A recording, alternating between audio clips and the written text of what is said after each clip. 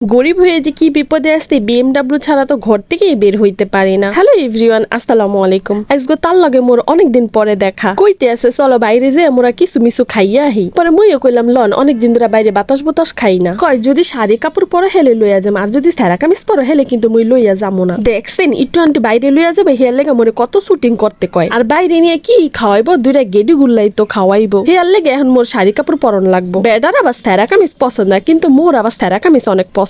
পরে তাড়াহুড়া রেডিমেড হইয়া গর্তনে বাইরে আইলাম। হেয়াও আবার আসরের আজানের পরে মুই আবার কইতাছি বাইরে নিয়ে কি খাওয়াইবেন। কয় গেডি গুল্লা। গেডি গুল্লা আবার কেমনে খায়? গেডিটা দইরা দুইটা গুল্লা নিয়ে দিমে হেলে হইবে গেডি গুল্লা খাওয়া। মুই আবার কইতাছি গেডি গুল্লা খাইবেন, এ যদি আপনি আগে কইতেন হেলে মুই 3 দিন তো না খাইয়া থাকতাম। এর লিগে আগে তো কই নেই, হেলে আবার বেশি খাম খাম করবা। গর্তনে বাইরে বিএমডাব্লিউ নিয়ে বৃন্দাবন আইতে সন্ধ্যা হয়ে গেছে। গরিবের বিএমডাব্লিউ আর কিছু থাকবা না থাক, মুহে কিন্তু চাপাটা আছে। মুই তো চাপা কমই মারি, আর মোর দাদা বিএমডাব্লিউ ছাড়া তো লেট্টি নিয়ে যাইতে পারতো না। আর বদনাডাই তো হেলিকপ্টার দিয়ে লেট্টিনে পৌঁছায়া দিত। আর হেই বেটা নাতি হইছি মুই কি বিএমডাব্লিউ ছাড়া চলতে পারি কন দেখি? বিএমডাব্লিউ তো ওইটা মামারা খালি কই সামনে যান, কিন্তু কই যে যামু হেই কইতারি না। হইয়া গেছে সন্ধ্যা, একটু ভালো ছবিও তুলতারি নাই। পরে ওই দূরে খাইগো বাড়ির পিছনে দেখি অনেক মানুষজনের শব্দ হে, কই মামাই ওহনে লইয়া যান। পরে মামাই আবার কইলো কি ওইটা তো বউ বাজার। মুই আবার কই না, মোরে বেড়া বাজার লইয়া যান। পাশের বেড়ায় আবার কয় কি কেনু খাওয়ার আগে চুপ থাহো। পরে আইয়া পড়লাম বউ বাজার, দেখি বেড়ার লেগে 2 সাইডটা বউ কিনা যায়নি, কারণ মুই তো আবার বেশি পডর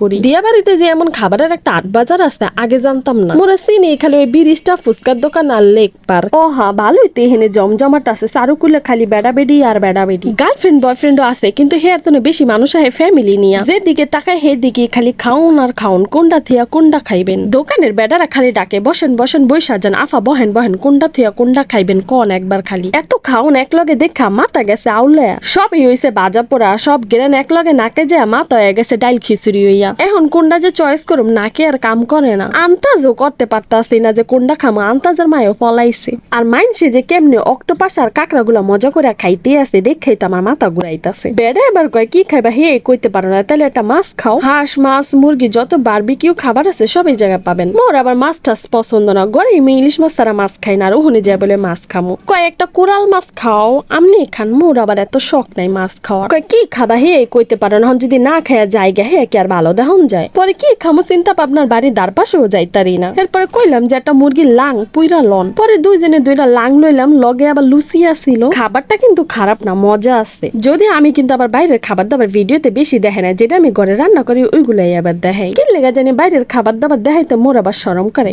আজকে ভালো, কালকে আবার কইবেন কি এইয়া খাইয়াও আবার রিভিউ দিতে আইছে। পরে খাইয়া লিয়া দুইজনে আবার বিএমডাব্লিউ খোঁজা শুরু করলাম। রাস্তা একটা বিএমডাব্লিউ নাই, যাও একটা পাইছি। ওহন্তনে বৃন্দাবন যাইতো 150 টাকা ভাড়া, আইসি করলাম 50 টাকা। পরে কি হার মুখ খাড়াই রইছি, মুই তো সামনেও আগাইতে পারি না পিছনেও আগাইতে পারি না শাড়ি পরা দেখা। পরে ওখানে খাড়ায় পুরা বাজারটা দেখতেছি, মনে হইতাছে কি একটা মেলার মতন। কিন্তু বিশ্বাস করেন এত মানুষ, পায়ে মানুষ, থুতু ফালানোরও জায়গা নাই। এই জায়গায় এসে ভালোই লাগলো, এত মানুষজন দীক্ষা। এটা পুরা মেলার মতন, নাগরদোলাও আছে আবার নৌকাও আছে। পরে চিন্তা করতেছে এনে খাড়ায় সমনষ্ট করেও লাভ নাই, রাইত হয়ে যাইতেছে অনেক। আর এমন একটা জায়গায় আছে আইটাও বাড়ি যাওয়ান যাইব না গাড়ি ছাড়া। পরে রিক্সা সিএনজি গাড়ি কিছুই পাই না। রাস্তা খাড়া রয়েছি, পরে একটা অটো পাইলাম, দিয়ে অটোরে আমার ঘরে দেখা ডাক্তার। সামনে গেলাম, যা দেখি অটোতে আগে থেকে একটা মহিলা বসা আছে। তো আমার আবার কেমন জানি ভয় লাগতেছে, উঠতে মন চাইতেছে না আর কি। ওই যে মানুষের কাছ থেকে শুনতাম যে আগে থেকে যদি গাড়িতে লোক বসা থাকে তাহলে ওই গাড়িতে উঠতে হয় না। তো অর্ধেক রাস্তায় যায়, তারপরে বলে যে তোকে লগে কি আছে দে, তারপরে নামায়া দেয়